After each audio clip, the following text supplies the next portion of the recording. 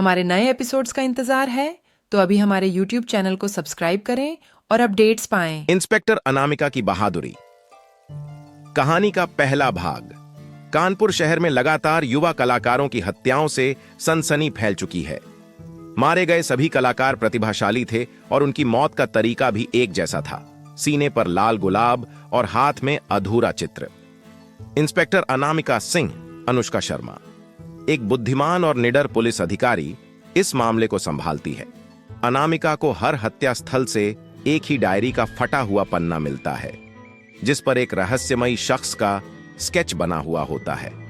वह स्केच किसी परिचित कलाकार के हाथों का बना हुआ लगता है।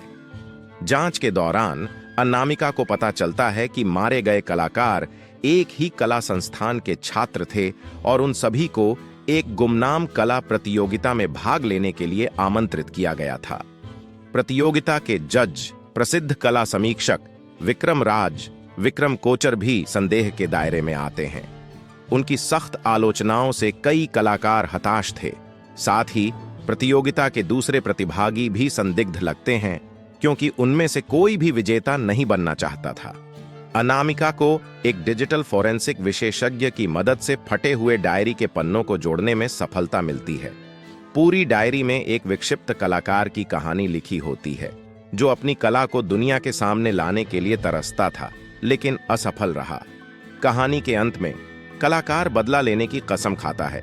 अनामिका को पता चलता है कि विक्रम राज का अतीत भी इस मामले से जुड़ा हुआ है।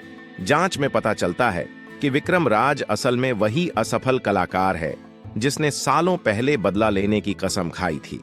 वह अब एक सफल कला समीक्षक बनकर उन प्रतिभाशाली कलाकारों को निशाना बना रहा था जिन्हें वह खुद हासिल नहीं कर सका। अनामिका विक्रम राज को गिरफ्तार करने के लिए उसके घर जाती है, लेकिन वहां उसे एक और अधूरा चित्र मिलता है जिस पर वह खुद खींची हुई है। उसी समय विक्रम राज एक वीडियो कॉल करता है और बताता है कि उसने अनामिका की बहन को अगले शिकार के रूप में चुना है। अनामिका समय से पहले विक्रम राज के गुप्त स्टूडियो तक पहुंचती है, जहां वह उसकी बहन को बंधक बनाकर रखे हुए है। एक रोमांचक लड़ाई के बाद अनामिका विक्रम राज को हरा देती है और अपनी बहन को बचा लेती है।